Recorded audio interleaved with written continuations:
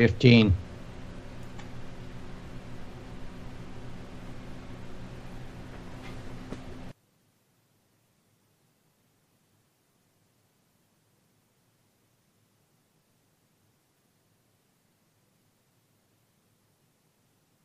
Excuse me, sir.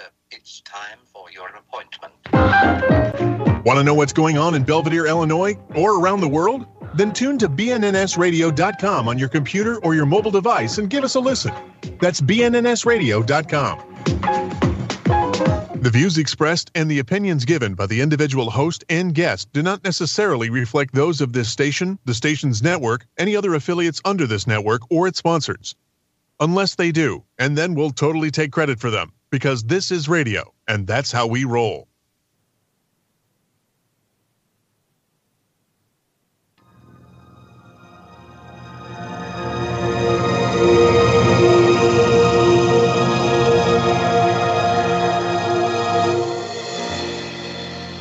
Who is this King of Kings, who's mighty and strong?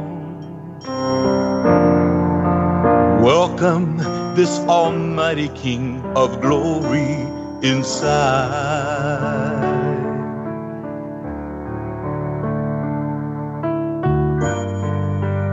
Oh, ancient gates, the Lord has come. Now open your doors up wide.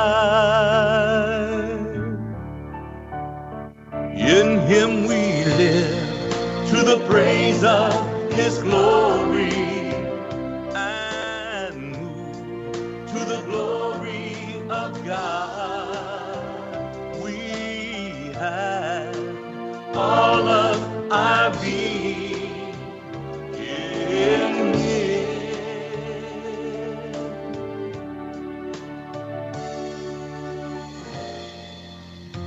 Behold this Lord of Lords,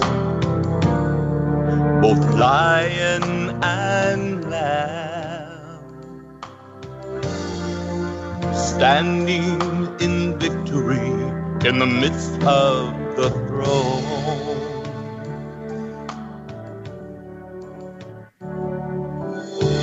Hey, good morning and welcome to the morning show. Coming up on this edition of the morning show, we have a guest in this morning. Eric Frazier will be in to talk about The Vine, a new establishment in Belvedere. And we have some interesting things to cover in the first hour of the show. So stick around. This is the morning show with your host, Uncle Bill. To the praise of his glory, and to the glory of God. I have all of my being in him.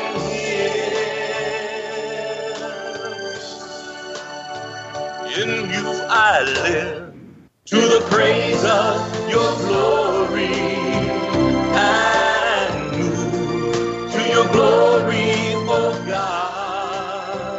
I have all of my being in you.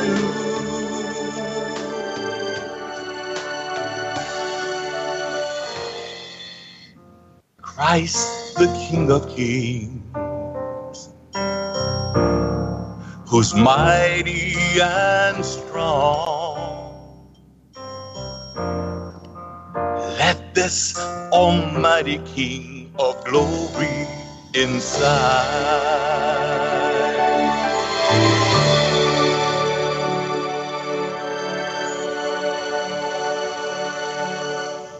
Here we go. News, sports, comedy, politics, everything you would expect in a morning show. Faster than the fastest nightmare, brighter than the dullest dream. Right here. Right now. The morning show with Uncle Bill. Grab your coffee and hang on. For the next 2 hours, the unexpected will haunt you, entertain you, and drive you absolutely insane. So let's get started. Here's Uncle Bill. Thank you. Thank you. Thank you. Thank you. All right. All right. Control yourself. Settle down.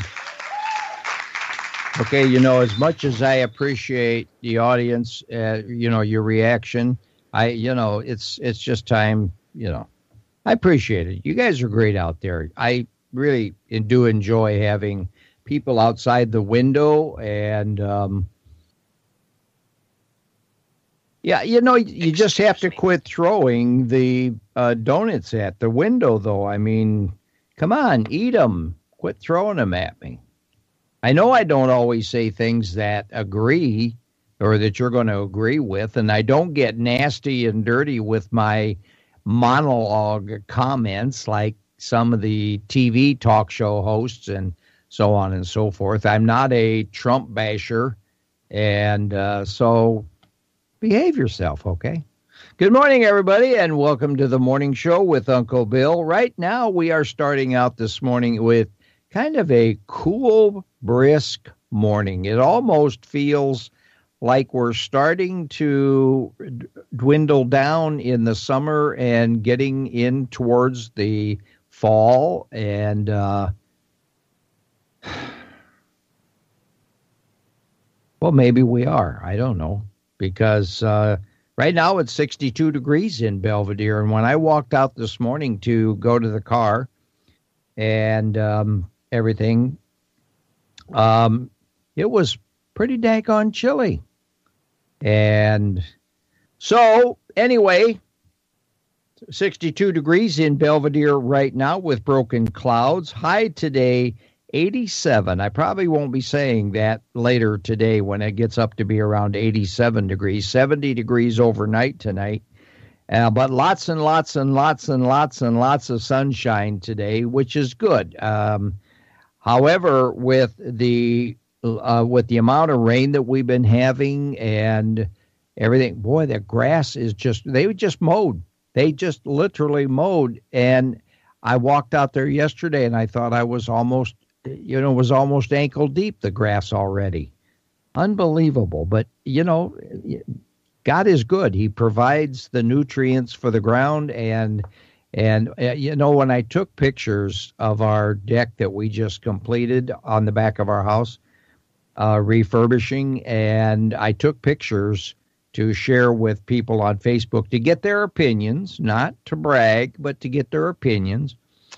Because we put up a bright red umbrella on a brown porch, and we just weren't really sure about it. So we asked for the general opinion of people, and they all pretty much agreed that it was ideal, and they really liked it. So we were pleased with that. However, the one thing was that I noticed in the background of those pictures, I told my wife, I says, you know what? I said, the background pictures are absolutely stunning in these. Not so much about the deck, it's the background. With everything being so green and so vibrant, I said, it just really makes this place look gorgeous. And, of course, if you live there, you see the bare spots in the grass or, where we took out trees and stumps and that type of thing. And so I said, boy, I tell you, it really makes it sound like, I got the message, Tom.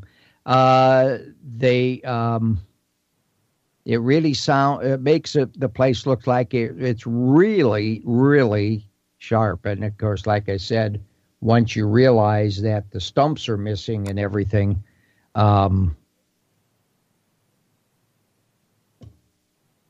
anyway, that was just a bunch of foolish commentary. Hey, this is the morning show, and we're going to kind of begin to talk a little bit about the Boone County Fair and what's coming up on each day so that you can plan your schedule around the Boone County Fair. And I also want to give a shout out to our local Lions Club, who has a concession building at the Boone County Fair, and we encourage everybody to visit that. because that's how we put a lot of money back into the community. So we'll talk about that, but I also want to start talking about some of the events that will be taking place at the fair so that you can, again, plan your schedule around the events that take place out there. Again, we are rated number 3 in the country we're in the top 10 in the United States for Boone County for local fairs. And I think right now we're rated number 3. I could be wrong. I haven't looked up the latest stat, but the last I heard we were rated number 3 in the entire state for one of the best local state fair or county fairs. So, anyway, want to welcome you once again to the morning show. And this morning we're going to be talking about the Vine, which was formerly the Brick. And you'll hear more about that around the 9 o'clock hour. And Michael Nagvi from Ada Electronics will not be in today to do. In fact, we've got a new schedule for Michael. Michael will be doing his Solve Your Electronics Issues on the first Tuesday of each month. And we're only going to do one show a month. And due to Michael's extensive schedule, it made it kind of hard and difficult for him to get in here every week. So we have decided to go with once a month on the first Tuesday of the month, and we'll and he might make a surprise visit once in a while if his schedule will allow it. So kind of plan on that. That and more coming up on the morning show right after this. Big D, co-host on the morning show with Uncle Bill, right here on BNNS Radio. You'll wonder how you ever got along without him.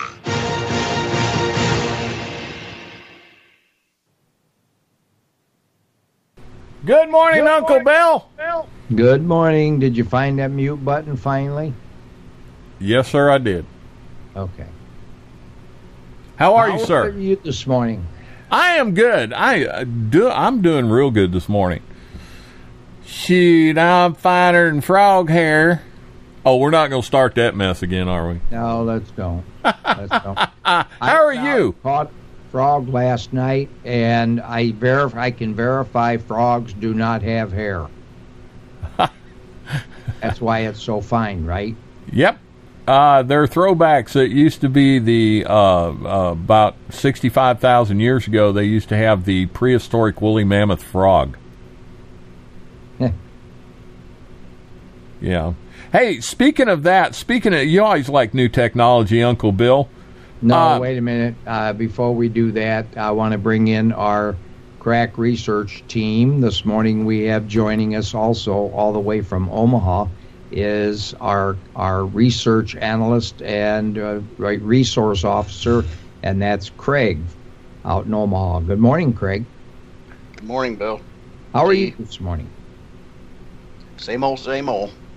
Same old, same old. Where did that saying come from? Couldn't tell you. Yeah, I think it's a derivative of SOL or SOS. No, SDDD.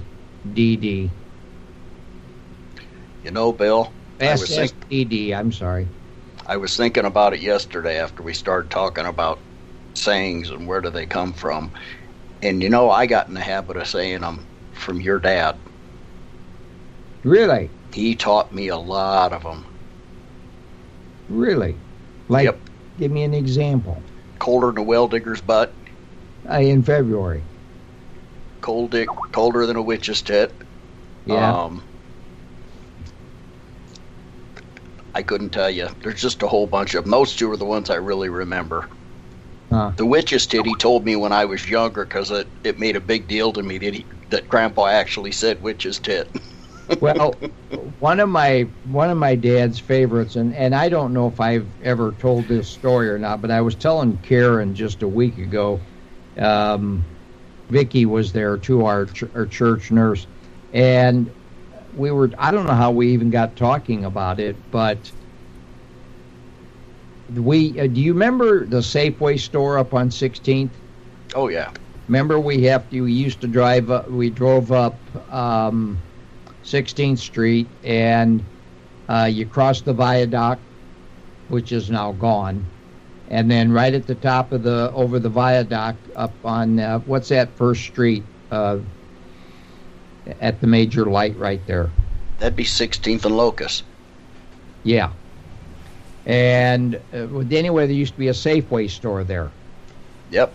And in there, that's where we did most of our major shopping. And then just across the street, down a couple doors, was a little family-owned market. And that's where we always went to get our meat. And Mom and I was in there buying meat one day. And in fact, it was the day that John F. Kennedy was shot. And we were standing at the meat counter, and Mom, of course, she was engrossed in picking out her meat, and I says, "Hey, Mom, did you just hear that? President Kennedy has just been shot." And she goes, "What? Don't joke around about that." And I said, "No, really." And then she listened to the radio that he always had playing in the background, and it came over that President Kennedy had just been shot. But anyway, getting back to the Safeway store, they used to have a black woman in there, and you were probably way too young to remember her, but she was absolutely one of the nicest, most pleasant people you would ever want to meet. She was always friendly, funny. Oh my gosh, could she crack jokes, and you just had a ball with her. Well, I was in there one day, and I gave her money to pay for whatever I purchased, and she gave me back $20 more than she should have. I'm sure the two bills stuck together or something, and I told her that she gave me too much money back, and she said, "No, I didn't." I said, "Yeah, you did." And so we counted things out. Yeah, I'm shortening this story a little bit because we bantered back and forth about this. "Honey, I don't make mistakes." And she just went on and on.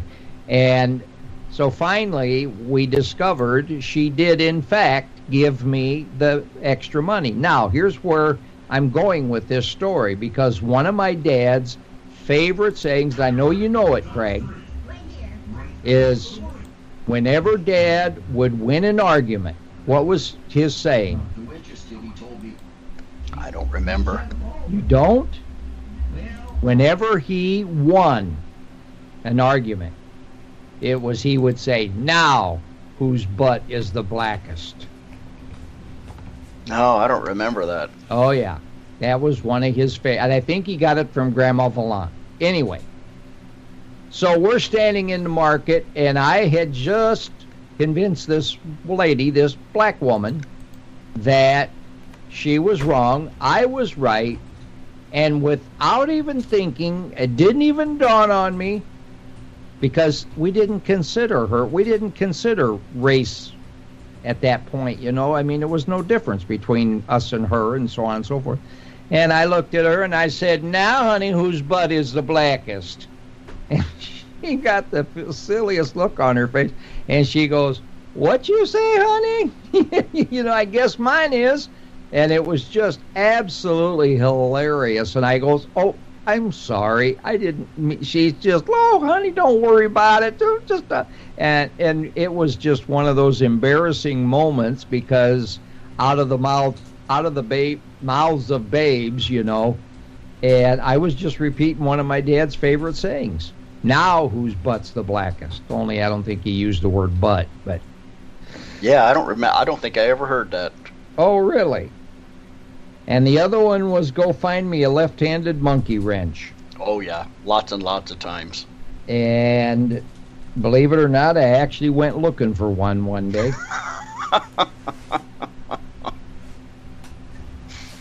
Another, and again, Big D, I'll let you get to your new electronics thing here, but let me tell you one other real quick story. Dad, and Craig, you'll remember this as well. Dad was always a fix-it guy, wasn't he? Oh, yeah. Always fixing something. Well, we had a TV, Now, this is back in the 50s, folks, and TVs back then were all black and white, and only a few lucky people got color televisions. And that's when color TVs were just starting to make the market. So anyway, our TV started acting up. I mean, remember, Craig, back in the old days, you had the rabbit ears, and you would put tin foil on it, or you tried doing different things to get better reception, and you were always turning the antenna one direction or another to try to get the best reception you possibly could. Well, the TV was acting up pretty bad, and so Dad pulls the TV out, turns it, and starts taking off the back, and Mom comes in. Now, you shouldn't be messing with that. Of course, back in those days, everything was tubes, right? Remember? Yep. And so you got this giant picture tube that they called, which your picture was actually nothing more than a vacuum tube. And you could get shocked off of that thing, and it carried a very high voltage. But anyway, Mom said, "You're going to get trouble. You're going to just break it. You're going to make it worse," and so on and so forth. And she was a hooting and a hollering over Dad as he was working away. And of course, I'm standing there with my eyes just all agape, looking at all the electronics in that back of that TV, and fascinated, and so on and so forth. But that's how I learned everything, by looking over my dad's shoulder. So one day, that day when he was messing with the TV to try to figure out why it wasn't working correctly, and Mom's harping, like I said, hooting and a hollering and a harping over Dad about how he shouldn't be messing with it, and so on and so forth. And Dad turned and he looked up at me and he says, "Butch," that was my nickname back then. He said, "Butch, should we get a new one?" And I looked at him and I said, "Yeah, Dad, let's get a colored one." And all of a sudden, my Mom and my Dad busted out laughing. And I'm going, "What? What's wrong with that?" And Dad looked up at me, and with a wink he said, "I was talking about your mother."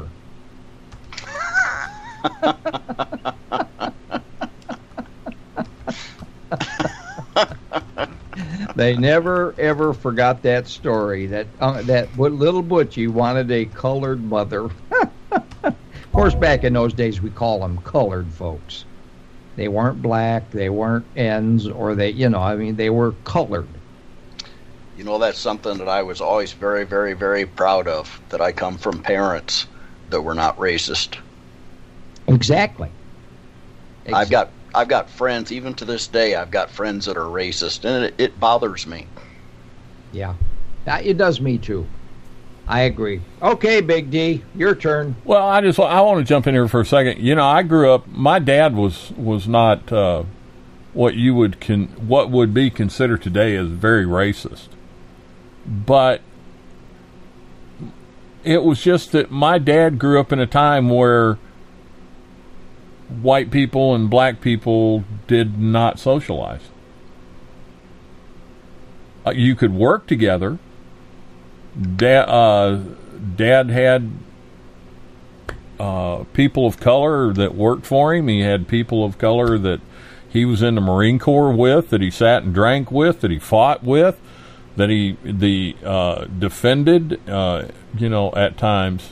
But it was just something, you just didn't have people of color over to your house to play cards.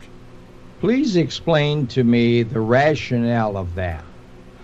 I don't know, because Dad taught me to be different than he was. And No, explain to me the rationale of being able to hire, work with, serve with, and defend, but yet you wouldn't invite them to your house for dinner. I really don't know. I never thought to ask Dad about that. It was just the way my dad was. Well, would you make it a point to ask him, please? I'd like an answer. I would, except I have to yell real loud. Well, he'll hear you. Yeah, but I've asked him a lot of questions, and he just laughs. Well, next time a cardinal lands in your tree outside the window, it may be your dad visiting, so you need to ask him. No. Now, if a buzzard shows up in my yard... I had 6 of them circling over my house the other day when I was sitting out on the deck, and well, because see, now it's new, I have to sit out on there once in a while. A year from now, it'll be another piece of crap that I got to clean once in a while. I just got to know when you saw the buzzard circling, did you check your pulse? I was going to say, I'm sitting on the deck for the first time, and overhead is 6 buzzards waiting for me to die in the heat or something. I don't know. But they were ready to pounce, I think. Anyway. Wait for it. Wait for it. All right. What have you got? Yeah, because I've got something about electronics also, but I'm going to give you the first shot at it. What, about electronics? Well, yeah, you said you always like new, innovative electronics or something like that. And then I interrupted you. No, I said I had... I keep hearing that they are trying to clone a woolly mammoth. No. Craig, didn't he come off and say, Bill, now you've always liked electronics. New technology is what I said. Technology, yeah. Yeah. Oh, so this is your new technology, a woolly mammoth. Well, now think about this. The Chinese are now cloning dogs and making adjustments in them. Oh yeah, they're making super dogs. They're screwing with DNA. Now, I understand that for some time they've been trying to clone a woolly mammoth. Okay, let's create a hairy tank. Or a furry bulldozer. Now, Mike, the first question when I read this article, I mean, I remember hearing about the woolly mammoth, and then I saw this article where they're cloning dog, creating, like Bill said, super dogs. Someone needs to ban someone from the chat box. Go ahead, I'm sorry. Am I the only person this concerns?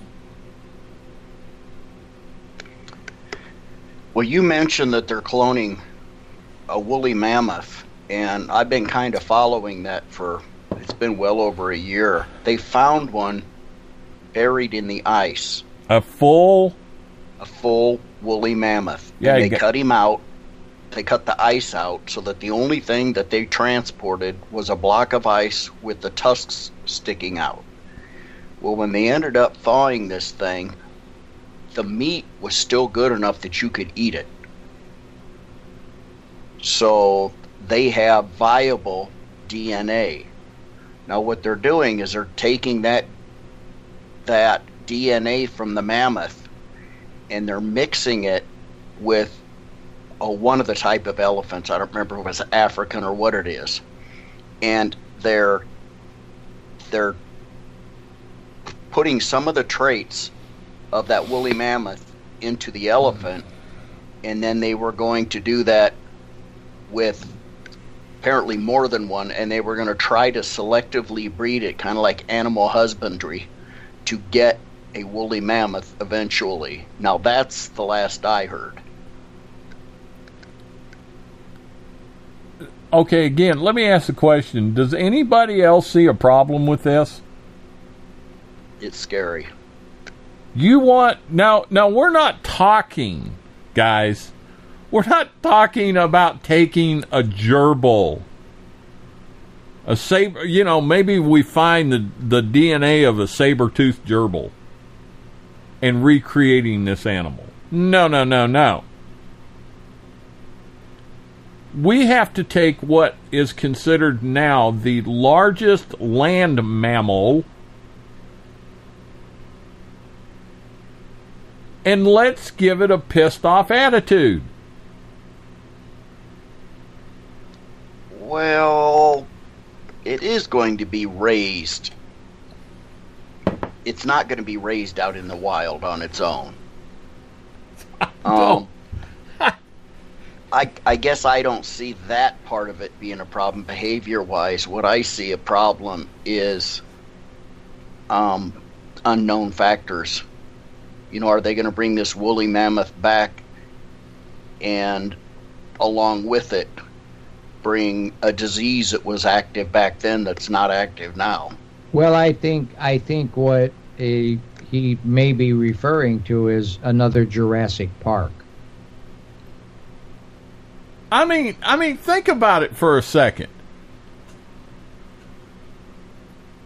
What happens, and I doubt very seriously that these genetic researchists and scientists can guarantee that they can take out the aggressiveness of the woolly mammoth. Now let's just for grins and giggles here, folks, boys and girls, Bill and Craig, let's say they mix it with an elephant egg,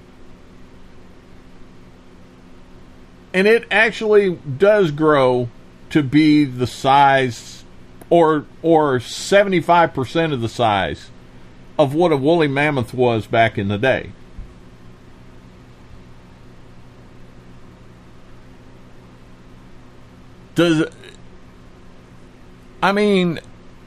How can they guarantee it's not going to have the traits of the woolly mammoth?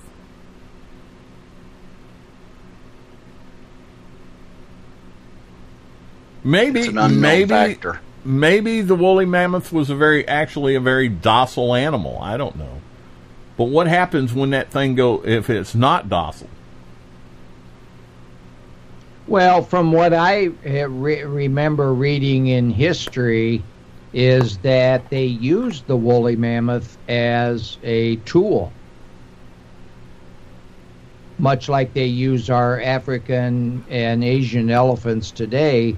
They use them as tools for moving heavy objects and so on and so forth. And so if you recreate the woolly mammoth, you're recreating a hairy caterpillar for you. You know, I mean, maybe some, they turn them loose in Africa or some of these third world countries where they may be able to use those mammoths for construction purposes or whatever. Well, they're not going to erase, say they're using the African elephant. They're not going to get rid of the African elephant DNA for many, many, many selective breedings. So you're not going to have a purebred woolly mammoth. You're going to have a mutt, a mixture of the two. Okay, well, let's just look at this one. You know, they've had elephants go rogue. And look what it took to bring them down. But regardless of that, I mean, we could what if it to death, and we're never going to know until we make one. But my other question is, if they're successful now, okay, they've done the dogs. I understand that China is actually cloning cows. And what was it they want to, by 2020, they want to be producing 1 million head of cattle a year. They've got a whole factory plant set up over there for it. And we could all be eating Kobe beef, folks. Because I can see the upside to it. You're cloning, and every animal they've cloned now has come out as a pure clone, has come out genetically identical to the one they cloned. So it's edible, it's the same temperament, nature, so on and so forth. But this whole cloning thing scares me.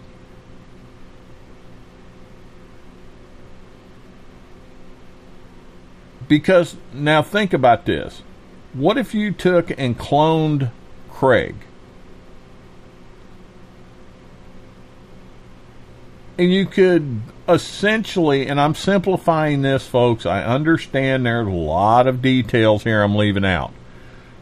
But you could basically, Craig could have a clone made of him, take his brain out, put it on life support, and put it in a cooler. That way, when he needs a body part, they can just go get it.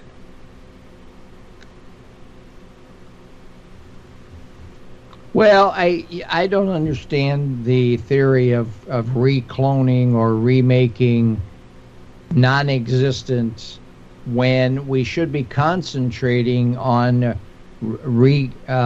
designing or developing and cloning, say, a leg, and make it a workable leg so that people don't have to walk around on iron legs anymore, or use a rubber arm. You know, if they want to come up with a method, figure out how the lizard regrows body parts. That's what I'm saying. Yeah. And the liver is an organ in the body that will regrow itself. If you cut half of your liver away, it will redevelop or grow itself again. Why not study the liver and find out why it can regenerate? Thank you, sir. Regenerate itself when no other body part can. Why can't we cut off a leg and have it regenerate itself?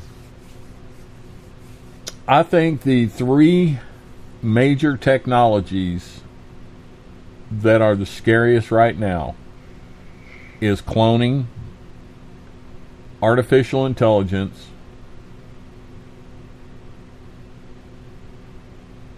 and I just lost my train of thought. Why? And cheating old age.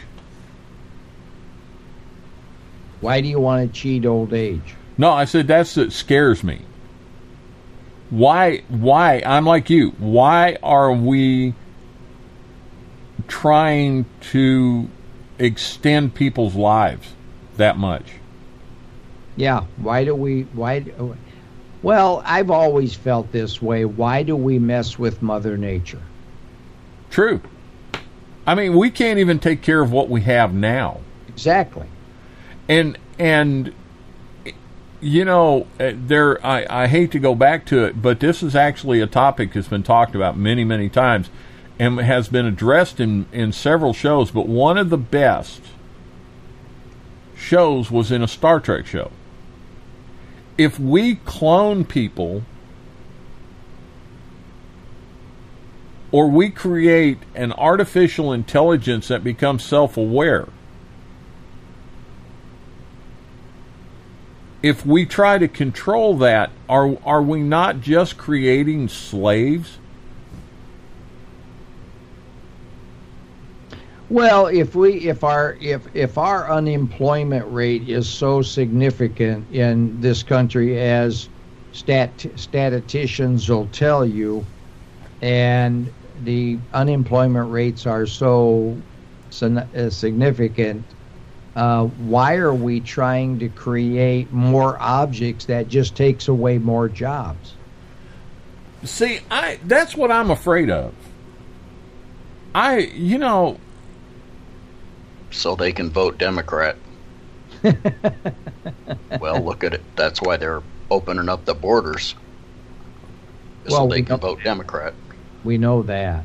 Well, be the same thing. Well, see, and if. Well, it brings now some people, they think that I watch or I get too involved in movies. But I can't help but recall, as a young man, I used to read comic books like most young men. Of course, I think we read comic books a lot more as children than they do nowadays, because we have Facebook and we have social media and that kind of garbage, that we don't need comic books anymore. Of course, there are still comic book freaks out there, and they still do make comic books, but we read comic books a lot. Captain Video, Captain whatever, Dick Tracy, and a lot of the different comic books. And we knew it was fiction. We knew it was just a writer's imagination. But a lot of it's coming to fruition. If you remember, Dick Tracy always had on his wrist what? Yeah, his phone. Yeah, his communicator that he communicated with headquarters. And we all thought that, oh, wow, that's pretty neat, but yet we know that's fiction, can't be done. But yet today, what are we wearing? iPhones on our wrist. I've got one upstairs.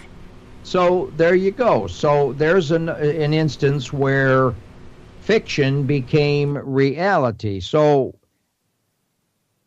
in my opinion, and again, it's strictly my opinion, take the movie iBots,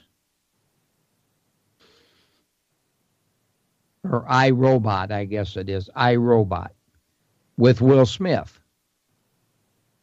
Here they created all these robots that were designed to aid the human. They were to do the chores around the house, cook for them, answer the door, answer the phone, do everything. Anything you commanded it, it will do. Almost like Alexa is a premier to an actual moving robot. But anyway, then all of a sudden, because of some leader or the director of the company that controlled the iRobot, or the main big computer that controlled all these robots, went rogue and turned all the robots into evil robots that were going to try to dominate society. So this is what goes through my mind when we talk about robots and recreating or cloning people. What's to say that when we start cloning animals and cloning people, that we cannot start controlling their minds? And before you know it, they are the dominant ones, and we are their slaves or their enemy, and we become slaves to a bunch of recreated, computer-controlled instruments. There was a show. This is kind of an offshoot of what you're talking about, but it tends to be the way society, or the way things are driven. There was a show on a local radio here a couple weeks ago. They interviewed a gentleman that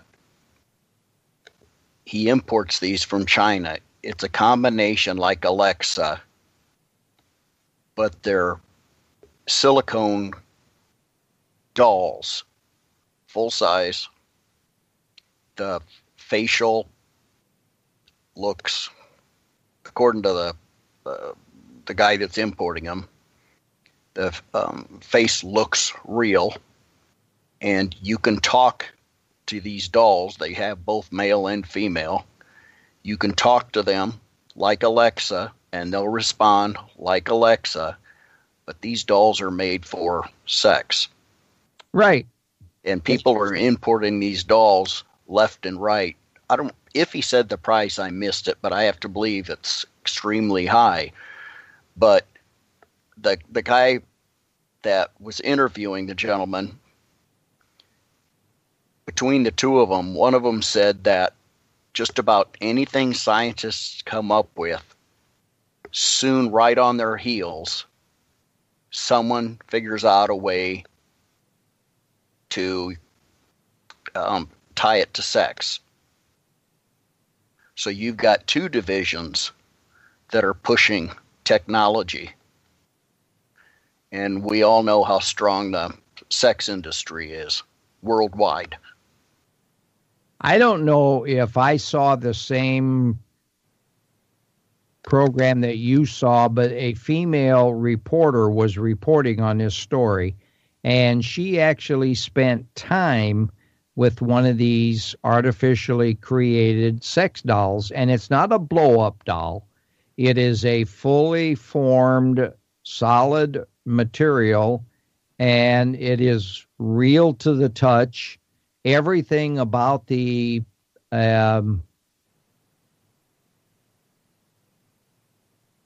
body is normal. In other words, women or men, whichever they choose. I mean, a woman can choose a woman doll, or a man can choose a man doll, whatever. But everything to the touch, to the feel, to their looks is real. I mean, if you were to blindfold, and they did, they blindfolded the reporter, and she was feeling various parts of the individual and said that it was indistinguishable from the actual human touch. And so I agree with you, Craig, and it's basically designed for sex. What struck me, though, is that they compared it to Alexa. They can have I don't remember if it's a full conversation, but you can speak to it and it will respond to you with facial expressions and everything. Sure. And the more you talk to it, the more it learns to respond to you. They're outfitting these same things now with an artificial interactive intelligence. Isn't that kind of what we're talking about? Well, let me ask you a question now. Let's take this to the next step. Going back to cloning, how long before we can genetically manipulate people to be these?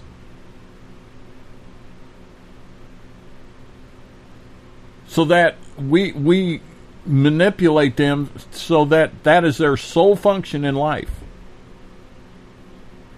Oh, I see what you mean. I'm telling you now, and now, since we're talking about robotics, here's another one that scares me: nanotechnology.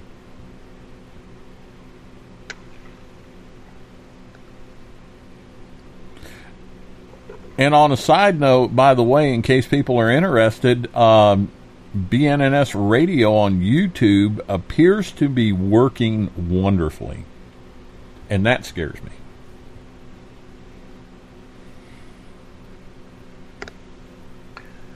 Back to your nanobots.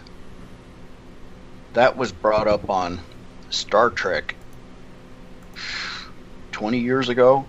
Mm-hmm. Nanotechnology. Yeah. There's a show on Netflix. It's William Shatner, and he's comparing science fiction in the past, what you were talking about, Dick Tracy and his watch. He's comparing things in the past that have come to fruition. And did scientists get the idea from science fiction? Actually, he is carrying on work that Roddenberry did. And Roddenberry was friends with many people in the tech industry. Do you remember a show called Tech Wars? Yes. Look, I mean, this is what this came out before the internet. But it shows you what can evolve. And some of the things in there were CDs or DVDs the size of a quarter. Carried tremendous amounts of information. The monitors were actually clear panes of glass when they weren't being used. Well, those are out today. You can buy those.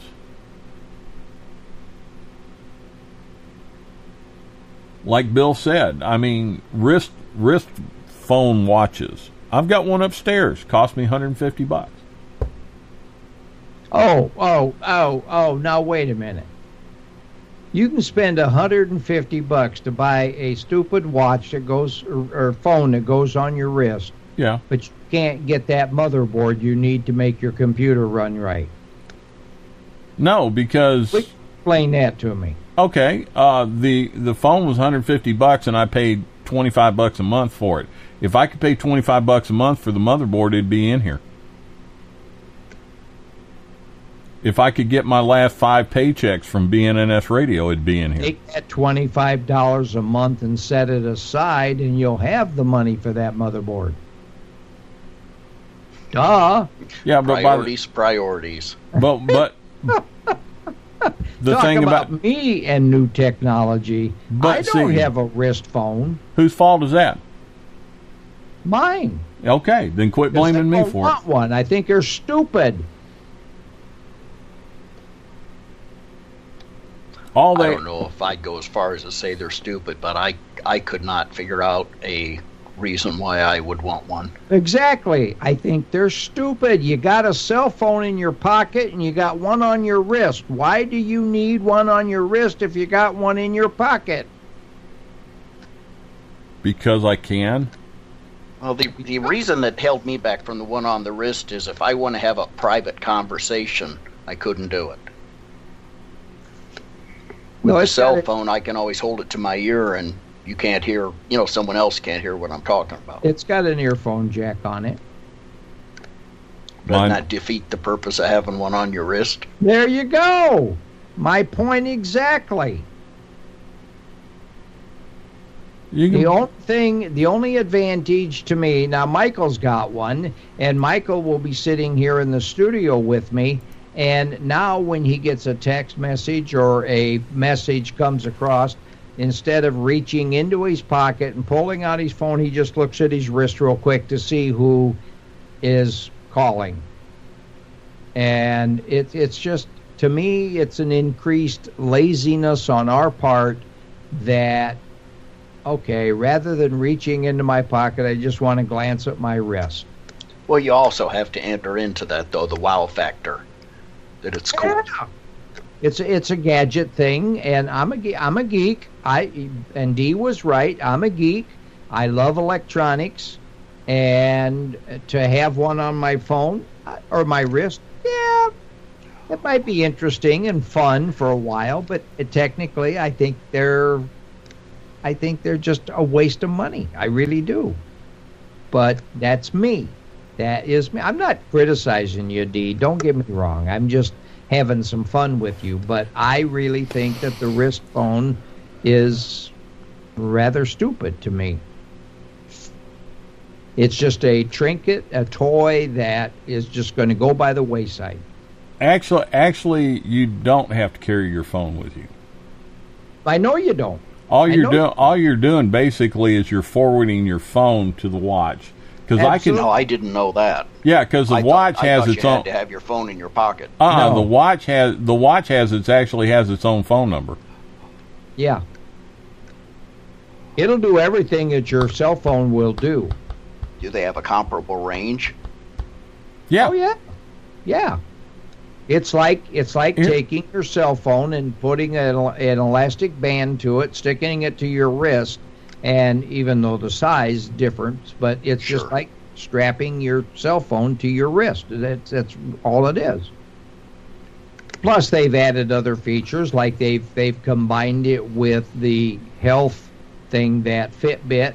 Yeah. And you can switch over to Fitbit and check your steps of the day and different things of that nature. It does have some features on it that your cell phone doesn't have, although you can put Fitbit app on your cell phone. And so, I mean, I don't know. It's just... So can you do without a pocket cell phone if you have a wrist one? I think you can. I believe so, yeah. Dee, you said $25 a month. Are you getting it through your phone provider then? Yes. Oh.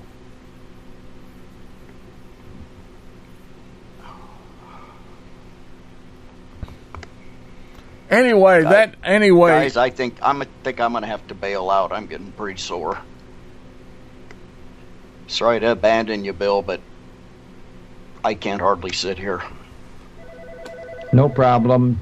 Dee, take over for me. All right. Talk to you later. All right. Well, we're back.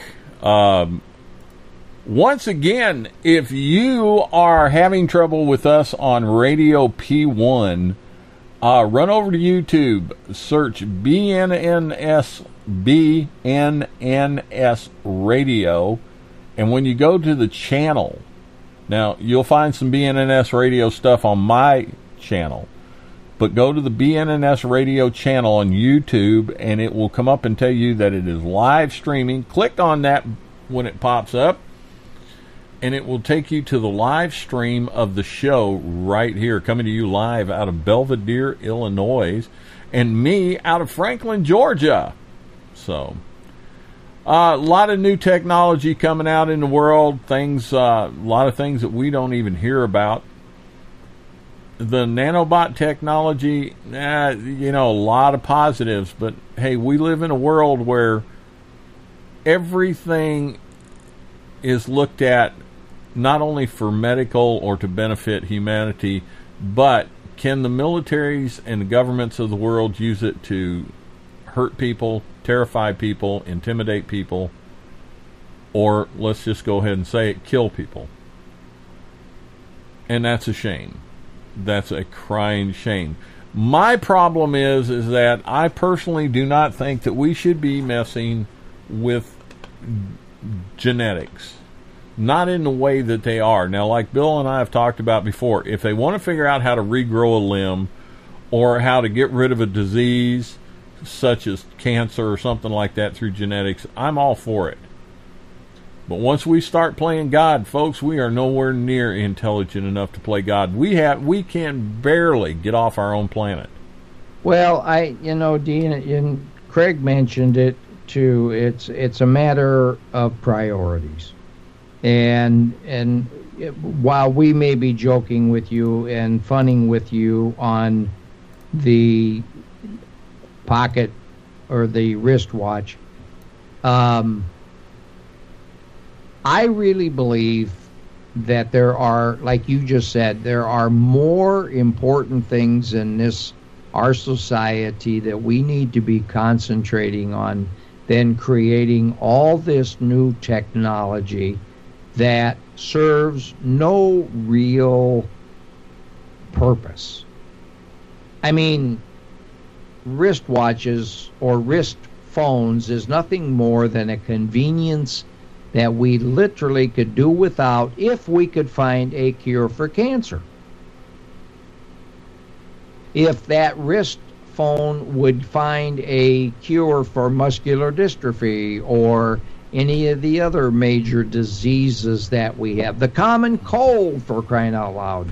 You know, they've always used the expression, we can send a man to the moon, and we can send a man to the moon and rocket ships to Mars, but we cannot cure the common cold. We can take DNA. We can play with DNA and copy animals and even basically humans. We know the technology is there, but we can't cure the common cold. Right. Let alone major diseases that are killing people. Yeah, it seems like we always want to play in areas that we're the dumbest. It's like people who have no clue about explosives or anything wanting to go play volleyball in a minefield. What could possibly go wrong? Well, Uncle Bill, it is the top of the hour. I know people need coffee. What do you think about taking a little break here? Yeah, we got a guest coming in here. Just give me a minute. I didn't realize the hour had flown by so quickly. Yeah. I mean, it's literally gone out of sight. So with that, we will take a moment to take a break, and we'll be right back. Hopefully, our guest will be showing up here momentarily. We'll be right back.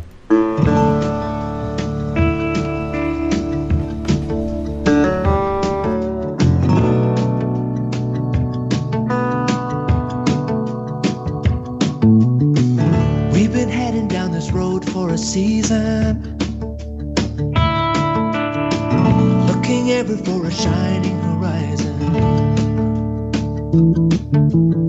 Have we forgotten about a reason for leaving?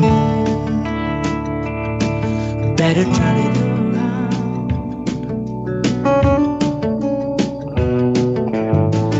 I was navigating maps and the weather.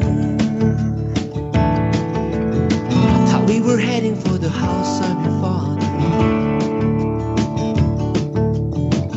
But I think we've gotten lost altogether.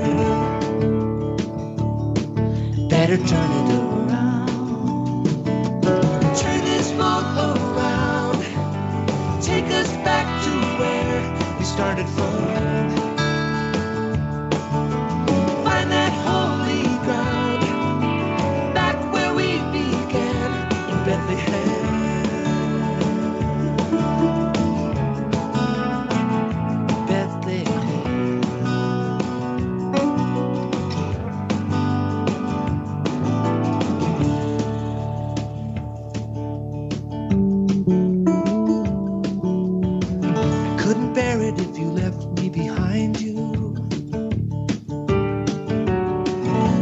Want to see the signals that guide you. Let's go back, we can begin where I found you. Better turn it around. Turn this boat around. Take us back to where we started from. Find that holy ground.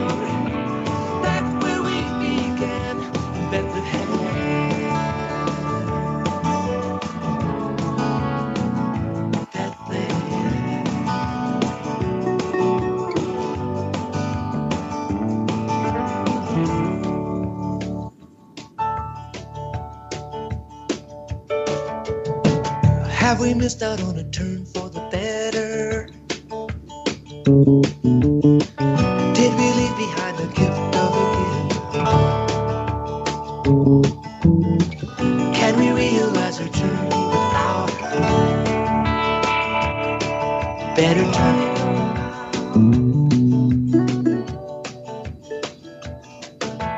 Turn it around.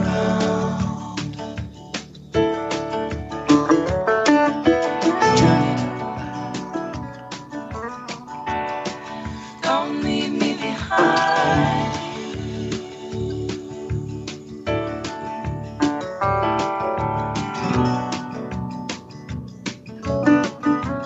Let me find you.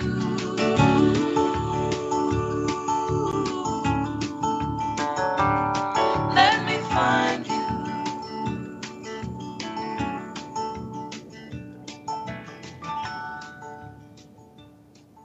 All right, we are back here live in our studios in Belvedere, Illinois, and it is 3 minutes past the hour of 9 o'clock on this, the 18th day of July, 2017. We'll do the weather real quick, Big D, and see if my guests will be arriving here shortly. Right now we are at 66 degrees with sunny and a few clouds in the sky, but mostly on the sunny side. Winds are out of the south at 2 miles per hour, 78% humidity.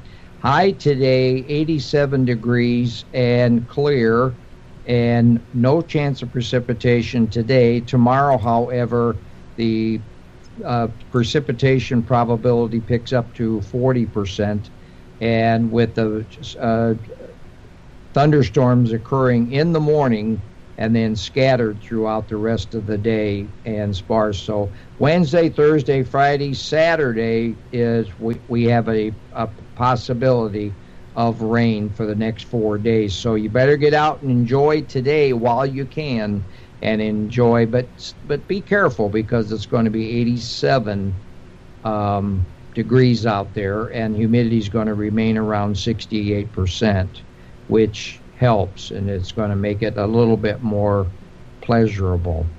Big D, what's your weather like? Currently here at the Double Wide Underground Bunker in Franklin, Georgia. It is 76 degrees under partly cloudy skies with a slight chance of thunderstorms today. Also, it's 79 degrees at Dolphin Island. It's 74 degrees in Sioux Falls, South Dakota, 67 and clear in Farmington, New Mexico. It's 80 and cloudy in Phoenix, Arizona, 82 in Dallas. It's 57 and raining in Anchorage, Alaska, and it's 75 in London, and 81 and partly cloudy in Frankfurt, Germany.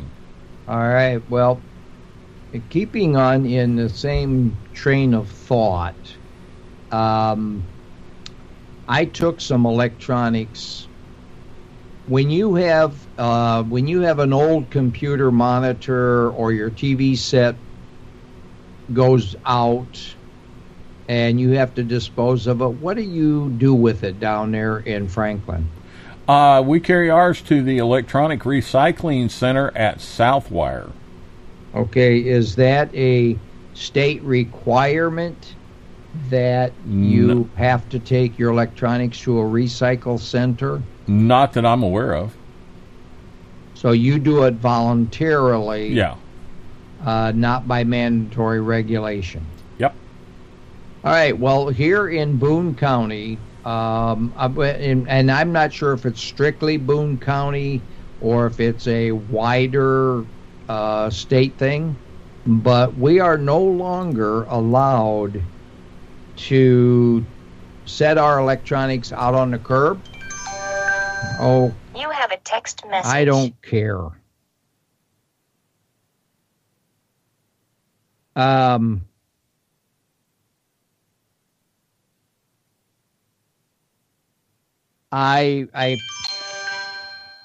have a text message.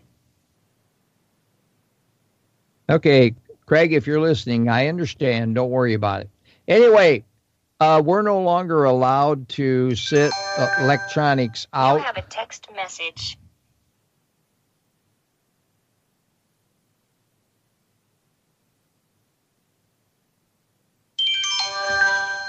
You have.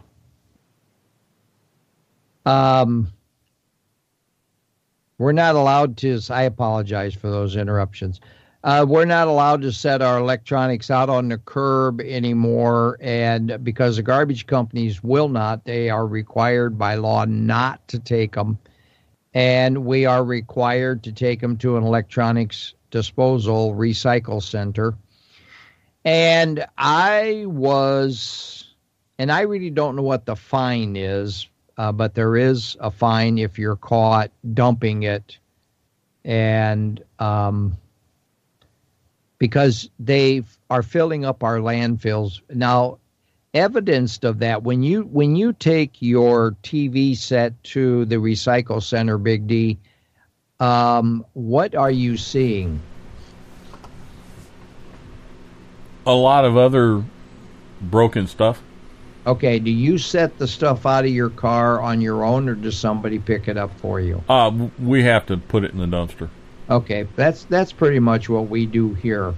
But I was out to the recycle center last week, and I literally am blown away every time I go out to the recycle center. The number of monster TVs, the old CRT TVs, the old big bulky things that people, they still have them, and it just amazes me how many of those things are still out there. And because the price of these flat screens have come down so dramatically, and of course this may be why there's a lot of those TVs that are put out there, because people are now moving to the flat screens. But it just amazes me the amount of electronics that is at that recycle center. And I've often wondered, what do they do with those recyclables? Do you have any clue? I've actually been privileged to see how they recycle it. I mean, people have created a business where, and they hire many people, where they break the cases open, they take certain electronic components out, the screens are thrown into one bin, the electronics are thrown into another, the plastic outsides are crushed up, and it's just, they've got this down to an art. Well, they do, and I was reading an article about it.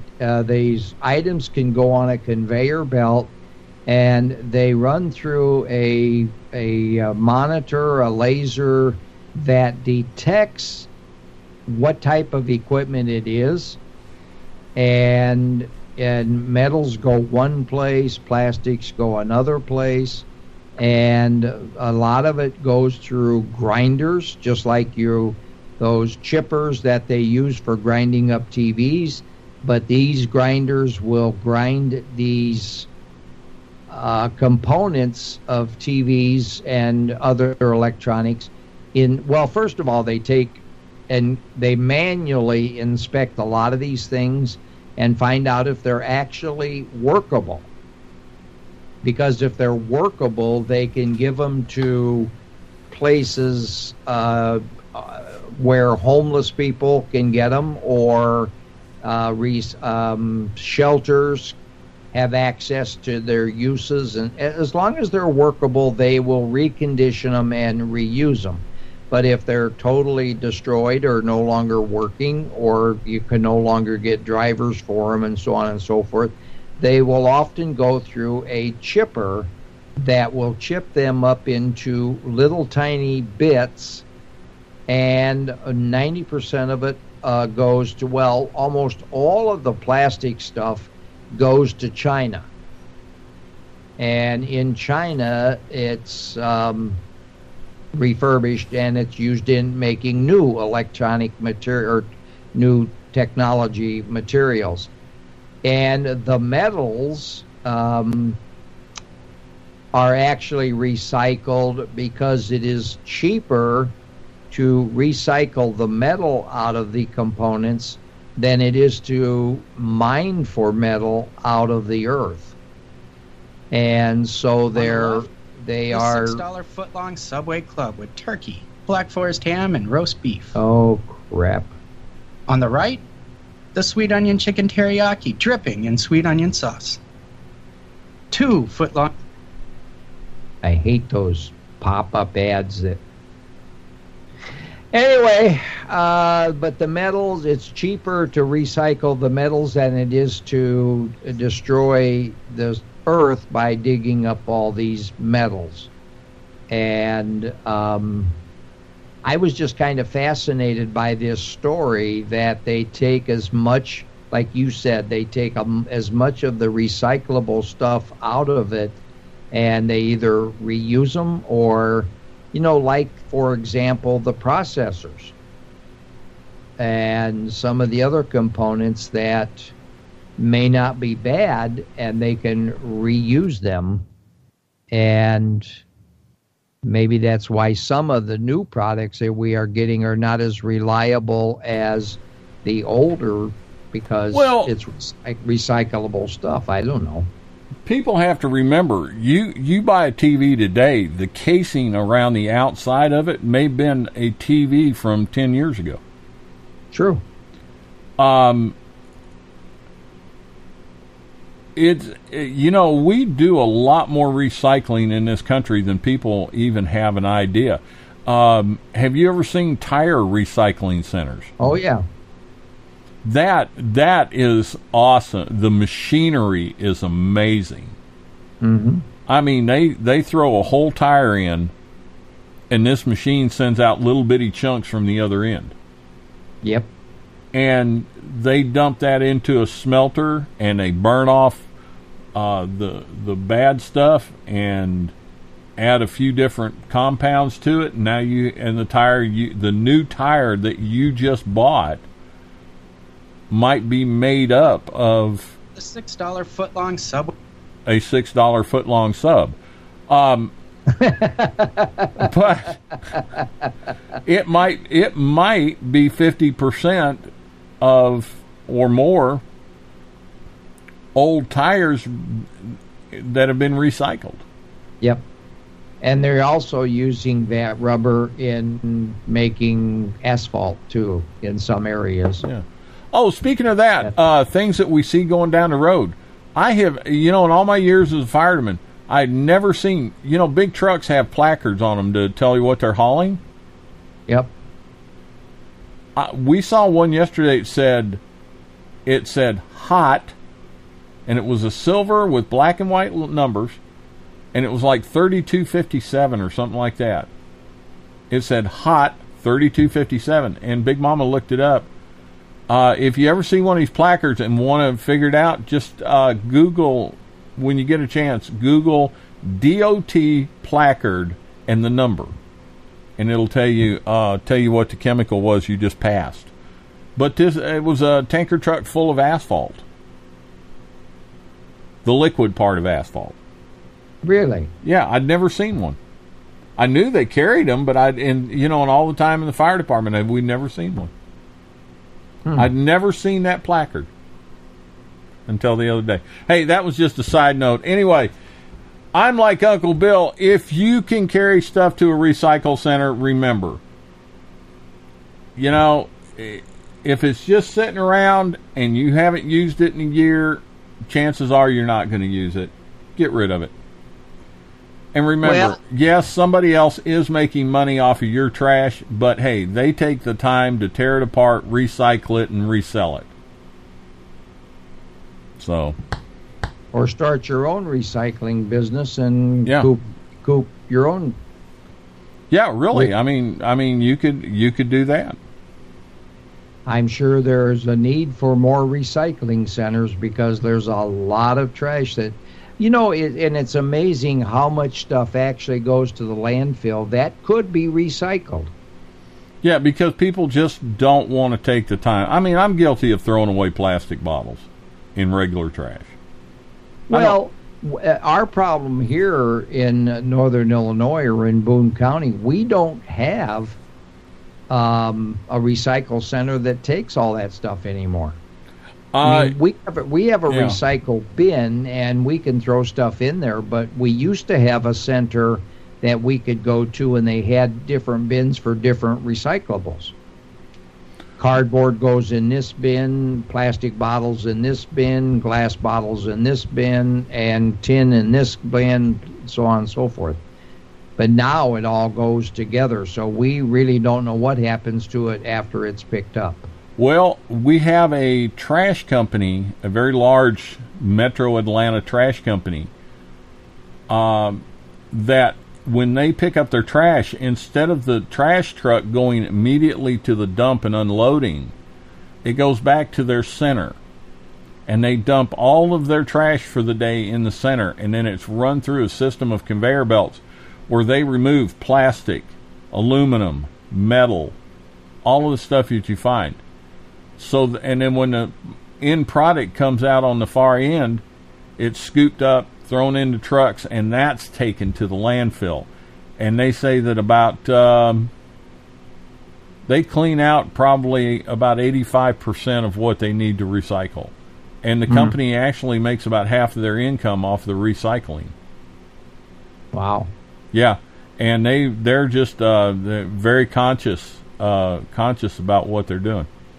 Not all trash companies can afford to do it. Not all trash companies do it. Yeah. Well, Uncle Bill, what's in the news? California. Well, I just ran across another. I mean, are you a VR fan? Do what now? Are you a VR fan? Virtual reality? Yeah. I would love to try it. In fact, I'm hoping that when I can finally, instead of getting a new motherboard, just get a new computer, I'm going to put a VR video card in. Well, I've been reading some articles, and I ran across an article on after spending 2 weeks with the Oculus Rift and the HTC Vive headsets, it's clear that virtual reality will completely reshape the human experience. These devices transport you to another world. They will usher in an alternate reality, adding a new perspective to everything in modern life and a physical interaction to every experience. Gaming will lead the charge as well as cinematic narratives, but what about music?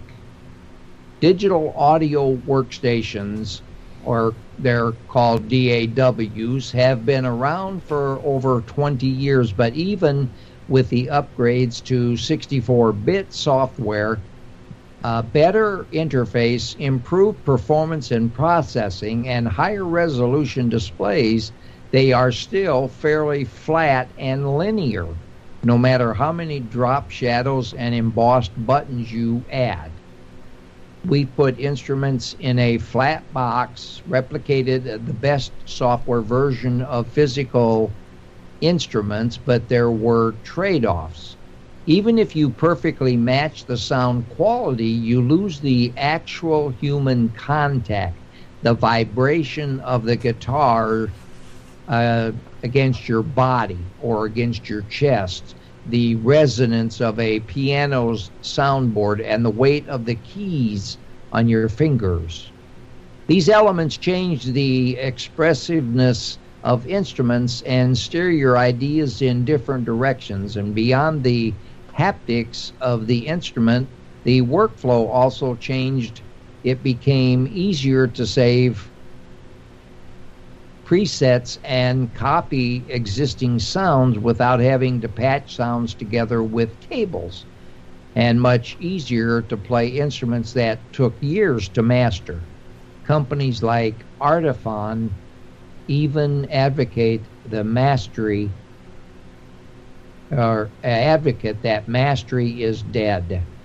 Now we are faced with a new platform that could change everything: how we consume, create, perform, share, collaborate, learn, and teach music. Which brings me to a question. Have you seen the new, and I'm sure you've seen them, have you experienced the use of the projected keyboard, the VR keyboard? Yes, I have. Have you ever experienced it? Yes, I have. And what is the feeling of it? Take your fingers right now, Bill, and tap your desk. Uh-huh. That's exactly what it feels like. So do you get the actual feeling that you're typing? No, I don't. It's a very weird sensation. So I think that's exactly what they're talking about in this article, where we have taken music and we've kind of just flattened it out. And yeah, it may be more convenient to just be able to, instead of carrying a keyboard like I carry a keyboard on my iPad, but I have a real touch and a real feeling. But if I just look down and I'm going to type on the table, I don't know if I could actually type correct. I don't think I could type as fast, because even when I'm texting, I often am amazed with people that can pick up a cell phone and text a complete message in 5-10 seconds because they use the two-thumb method, and they can just and be done. I can't do that because I cannot get the feeling for the location of those keys or those buttons because I can't feel them. And that's maybe because I'm from the old school of typing, where I actually have to feel those keys, and then I can type rapidly because I can actually feel the keys. But if I don't know where those keys are actually located because they're flat on my desk, I think it would seriously impair my ability to type quickly. Well, think about it for a minute, though, Bill. When people went from the electric typewriter to the computer keyboard, it was a different sensation. Well, sure it was, because we're used to going tap, tap, tap on the manual. In fact, I had a boss when I went to work for the funeral home, and he always typed everything on a manual typewriter, or some of the things that we did before the advent of computing.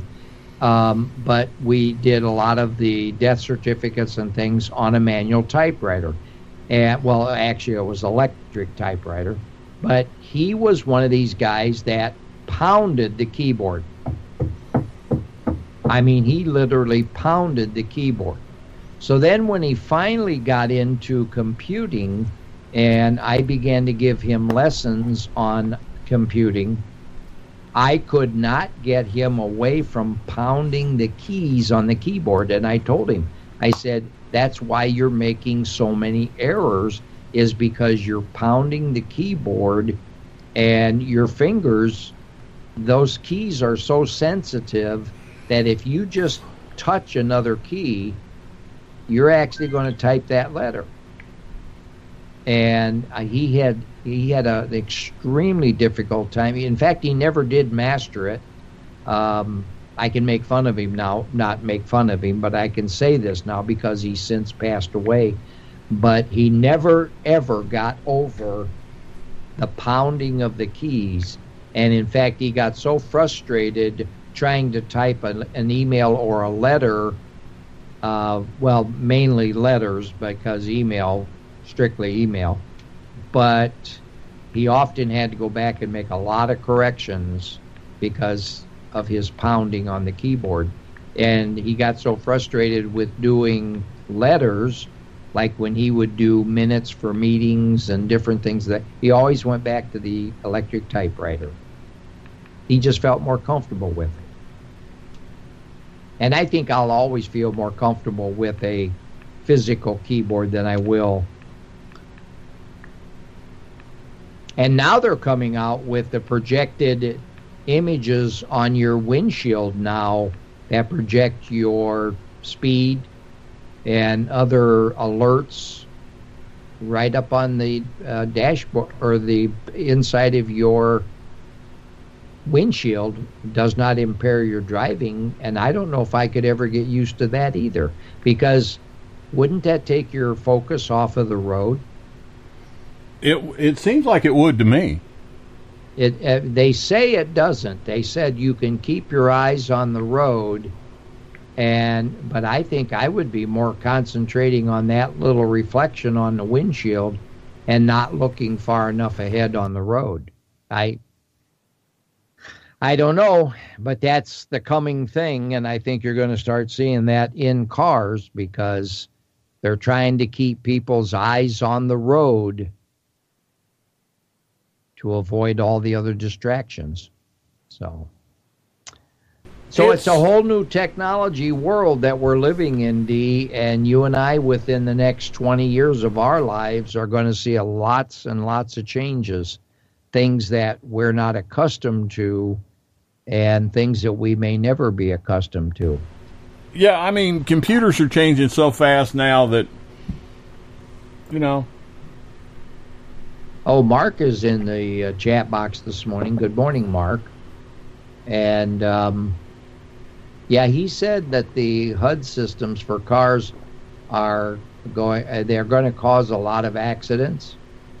And even though fighter pilots have used them, but you have to go through a special training. And if you've ever used a simulator, you'll know what I mean.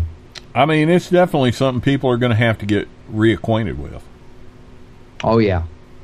It's going to become a whole new form of driving because it's going to give you additional warnings and alerts.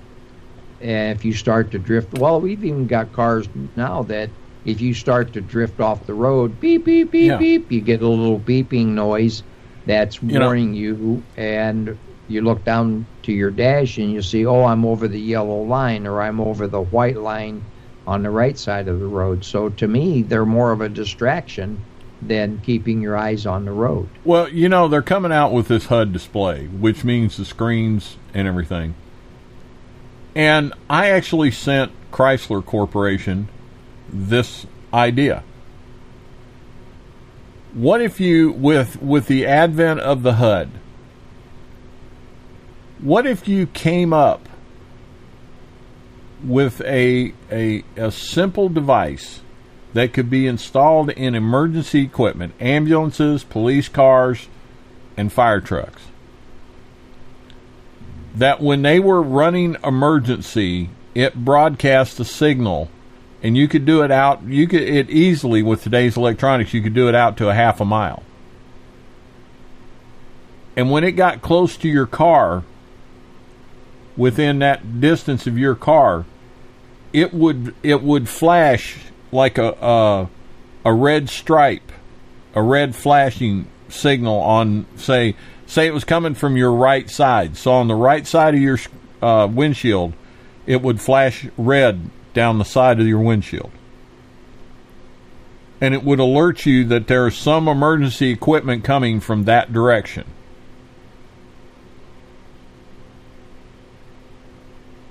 And this was a few years ago, but they actually told me that that they appreciated my idea, but after looking at it, it was not a viable feature.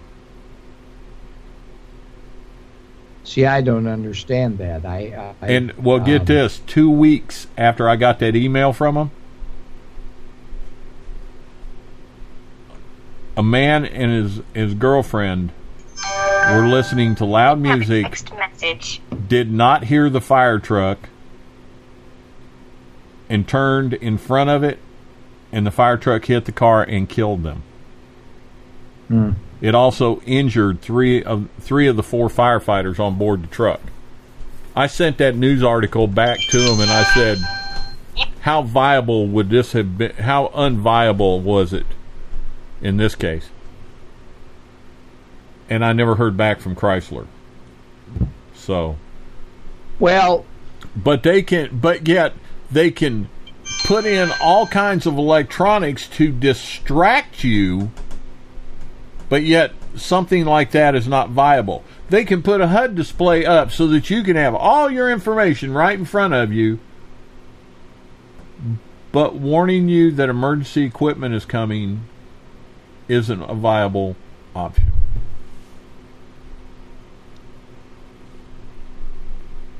That's what doesn't make sense to me about the options that they're putting in these new cars. Well, one of the things that I read about over the weekend is that you can now purchase. Daggone it! Text message. Why don't you turn the volume down, Bill? I'm just going to turn it off. Never before have I gotten that many text messages in a row. But anyway, one of the things that I was reading over the weekend is the fact that you can now buy this device that you set on your dashboard right in front of the driver, and you lay your cell phone on the device, and it will project your screen of your cell phone onto your a screen that goes up in front of your windshield. And so it works with a I think it's called I think what Mark said was it's any HUD app that you can download on a cell phone. Like, for example, if you want your speedometer up there on the thing, if you want GPS up there, if you want anything else, you want to know what your tachometer or anything else that HUD offers in the way of an app, you can download and have it projected now on the screen so that you can constantly watch it. And I asked myself the question, and again, it comes down to the fact they're trying to keep your eyes on the road. But to me, you'll be looking down at that thing to look at your speed. And what's the difference of glancing down at your speedometer versus just glancing down and looking at it on your windshield? I mean, I cannot understand the philosophy of some of this electronics that they're coming up with as to the viability of it, other than it's a gadget, it's for the geek, and allows somebody to make a lot of money. Well, I'll tell you, to me, what's coming is they are trying to take the steering wheel out of the car. Their next move is to go, we got so much stuff in this car that now people are being distracted again. We put it in to help them not be distracted. Now we just need to take the steering wheel out so, people can do whatever they need to do and don't have to worry about it. Hey, speaking of there are some intelligent people behind the designing of some of this stuff. I've got that big computer in my car that we can GPS and do all that stuff with. And one of the features that I like is that when the car is moving, if you're going 2 miles an hour, you can't input certain things. In other words, you can't be doing 70, 75 miles an hour down the freeway and try to input a GPS location. It won't let you. The typing... If the passenger wants to do it. It doesn't matter. The typing function, when that car is moving for any app, is disabled. See, this is where oftentimes in my defensive driving classes we got into a discussion, because I've often advocated for putting phone jammers or electronic jammer devices in your vehicle, that when you start the engine and that car gets put into drive, it automatically activates a device that cancels all signals to a cell phone. You can receive an alert that you have a text message or an incoming something, but you cannot respond or utilize it or anything else. I mean, would basically be through a ringtone or something that advises you, but block out everything else and make the cell phone useless in a car. And everybody kind of agreed that that's not a bad idea for a driver, but what about the rest of the people in the car?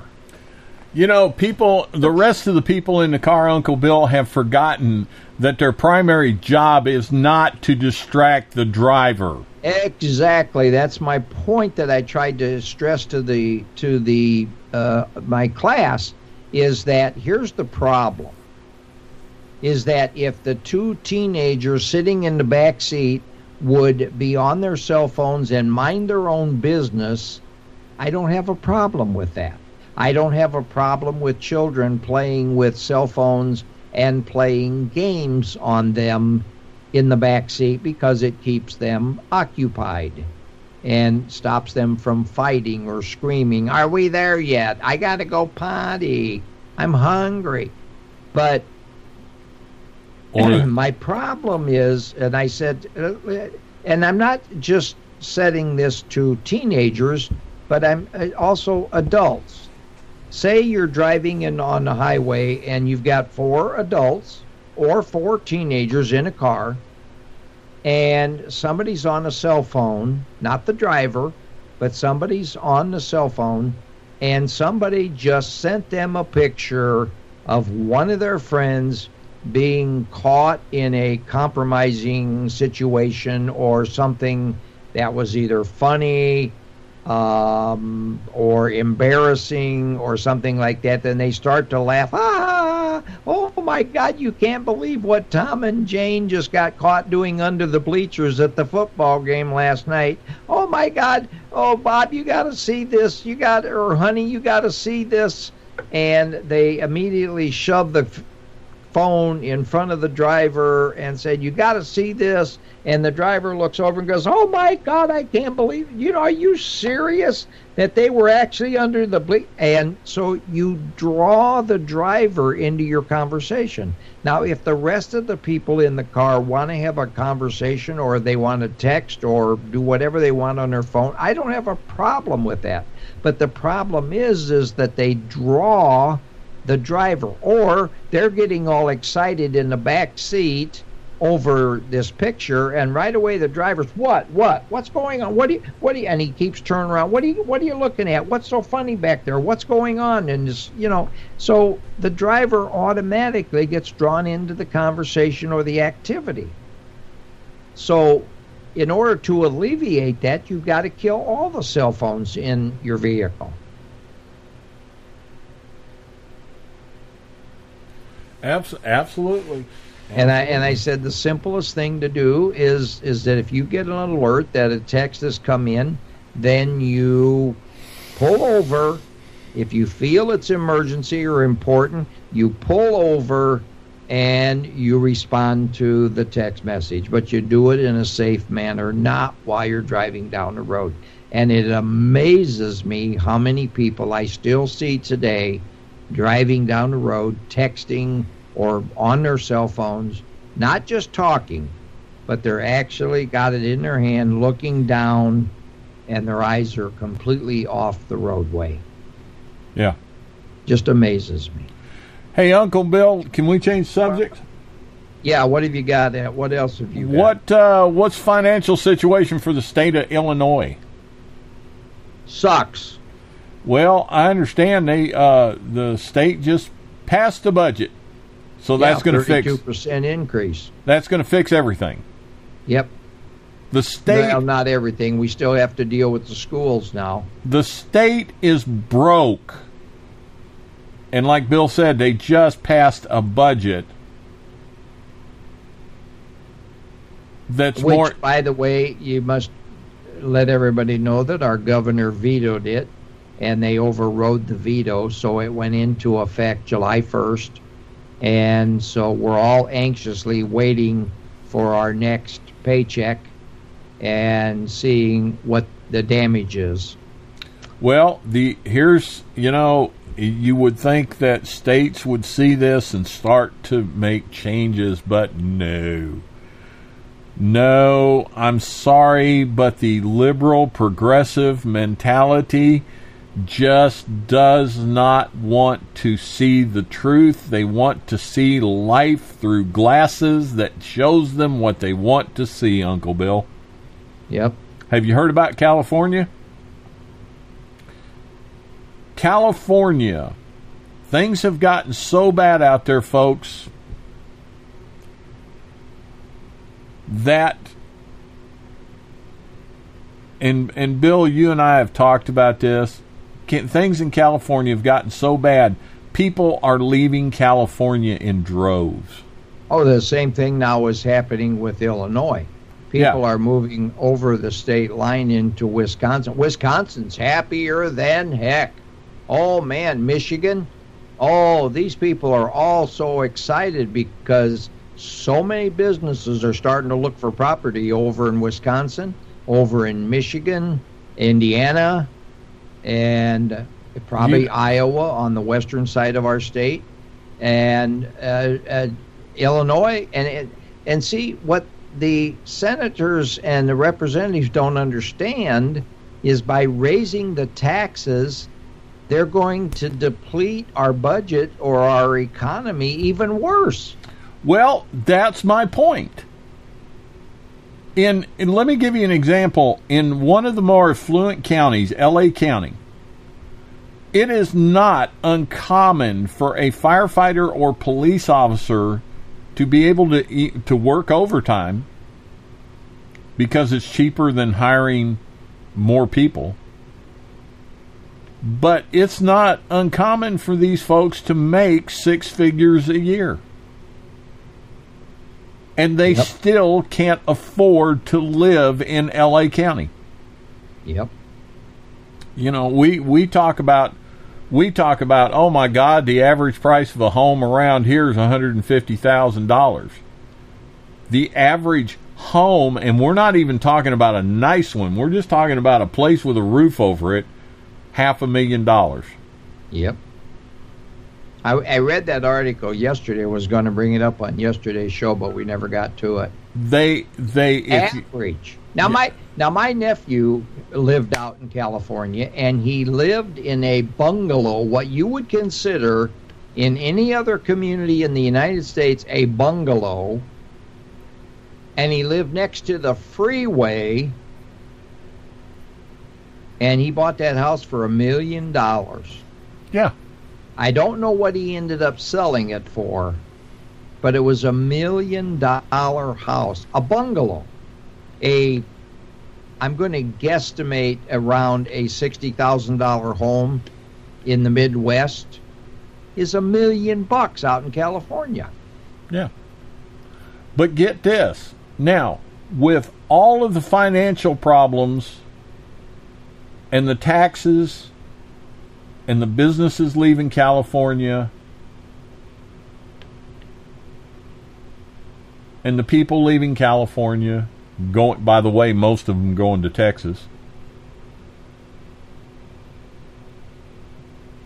What do you think that the state should be concentrating on right now?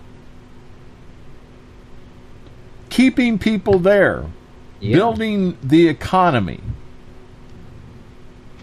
Oh, well, no. It's like, Big D, it's like what we saw with Chrysler and with other major automotive corporations. When the unions came in and started demanding higher wages, and they got them because of many, many strikes. I remember working vicious strikes at the Chrysler plant here in Belvedere. I mean, to the point where they were throwing nails and screws and all the crap in the roadway to flatten tires of semis, and that were bringing goods to and from the plant. Workers that defied the picket line. And, I mean, they were concerned about putting food on their table, and so they would cross the picket line to go to work. And they were called scabs. But anyway, we had to intervene many different times out there. So anyway, they end up getting a raise. Same thing with the teachers union. They go on strike so that they could get higher wages. And so the wages goes up, and guess what happens? The taxes go up. So then the people turn around and complain that, well, I can't afford to buy a new car from Chrysler because my taxes went up. Or the price of the car just went up another $2,000. Now, people that buy cars, the people that work for a automotive manufacturer gets a green sheet. And they can buy a new car at the green sheet price, which is almost a wholesale price, almost. Because the company still has to cut some kind of a profit on it. But a lot of your Chrysler employees buys cars on green sheet prices.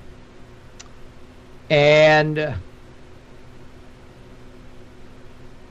but the problem is that you and I end up paying for that, because if I go buy a Chrysler car, I'm going to pay $2,000 higher than what it was a year ago, because they just got a 14% increase in wages. So it's a vicious circle. It's a vicious snowball effect. As the prices go up, taxes go up, and the cost of the product goes up. So they turn around and complain, well, the price of bread went up, so now I need another raise. So it just keeps getting bigger and bigger, and that's what's going to happen to our states. Well, same thing. Here's what California's bright idea was. You remember us talking about cap and trade?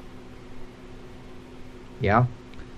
And all the wonderfulness of cap and trade and how it was going to save us from ourselves and clean up the world, and all it was going to cost us was about 35% more in taxes.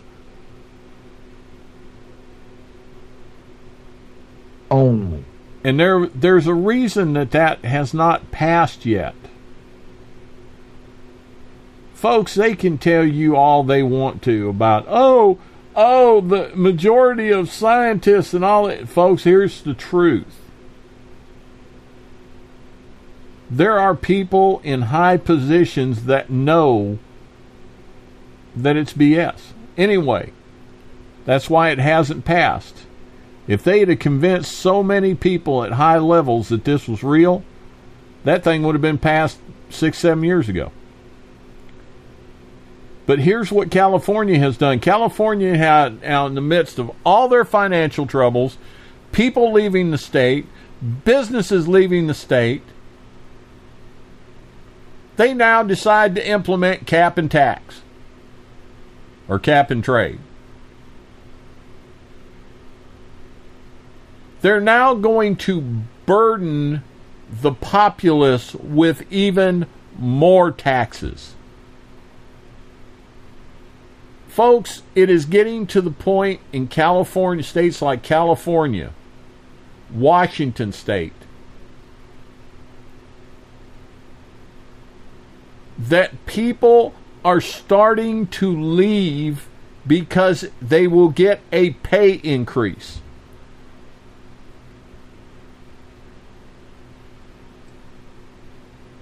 People are taking jobs in other states, making 70% of what they were making in California, but taking home more money.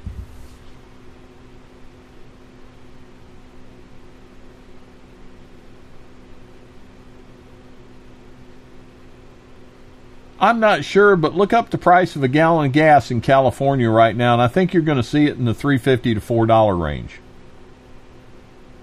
And I'll make a prediction. Here's a couple of other states that you are going to see in financial trouble next. One of them is Washington State, and the other one I am betting is New Jersey.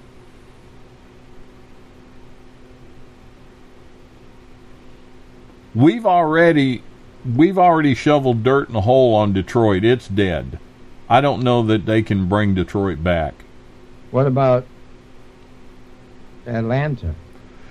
You know, Atlanta seems to be doing fairly well because Georgia doesn't dump new taxes on us every time we turn around. What's your average? What's your sales tax down there? 7 cents, 7%. See, it's 7. It's been 7% for years. 7.5% here, I think, something like some that. Counties. 7.65. What is your average gas cost? Right now, the average cost of a gallon of gas is around, I think today it's about $2 and $2 and a few pennies. See, we're at about $2.21 to almost $2.30. If I drive, and this is what's neat, if I drive 20 miles down the road, I can get gas for about 15 to 22 cents a gallon cheaper in Alabama.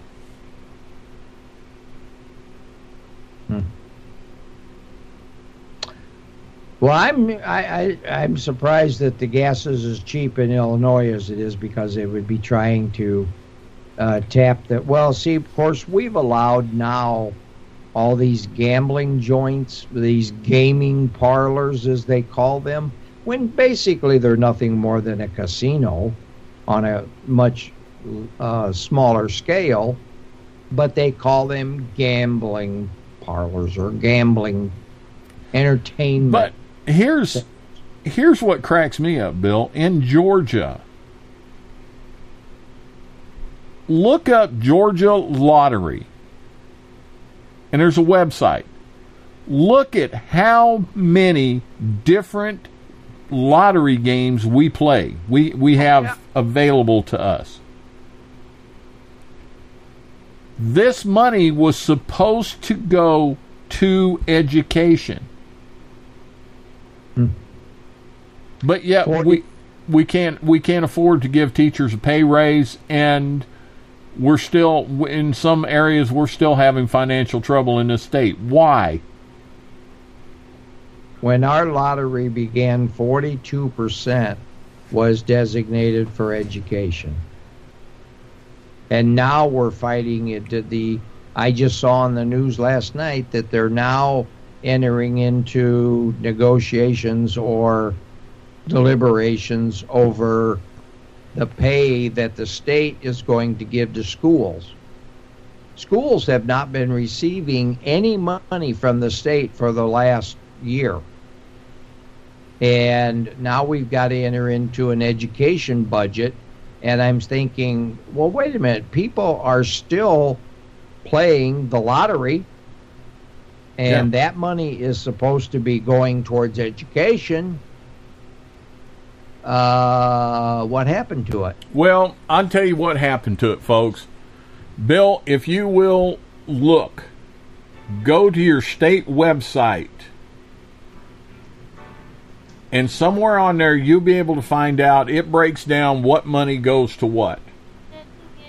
You usually will find that there are a lot of programs being funded by the state that should be being funded by private groups. I understand. And consequently, because somebody did somebody a favor or some politician was vying for some group's vote, the state pays for these projects or these programs.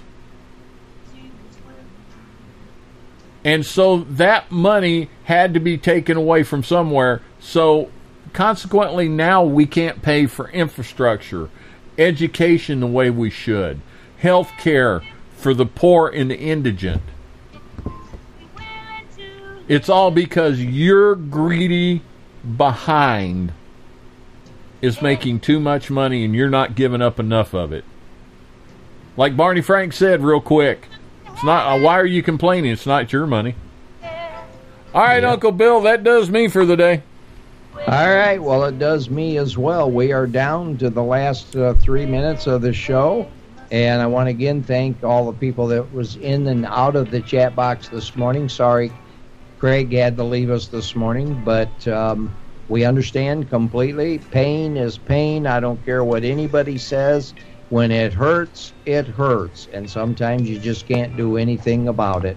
God bless you. God bless America. Thank you for joining us on this edition of the morning show, and we'll be back again tomorrow to final out our week here on the morning show with a whole lot of new information, and hopefully Craig will be back in action with us. I apologize that our guest did not show up this morning. Don't know the reason why, but hopefully we'll get him back here to talk about the new business in town, The Vine.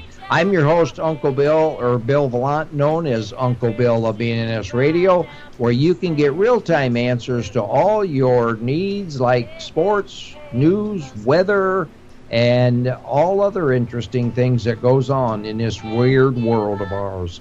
God bless you. God bless America. God bless Illinois. Have a great day.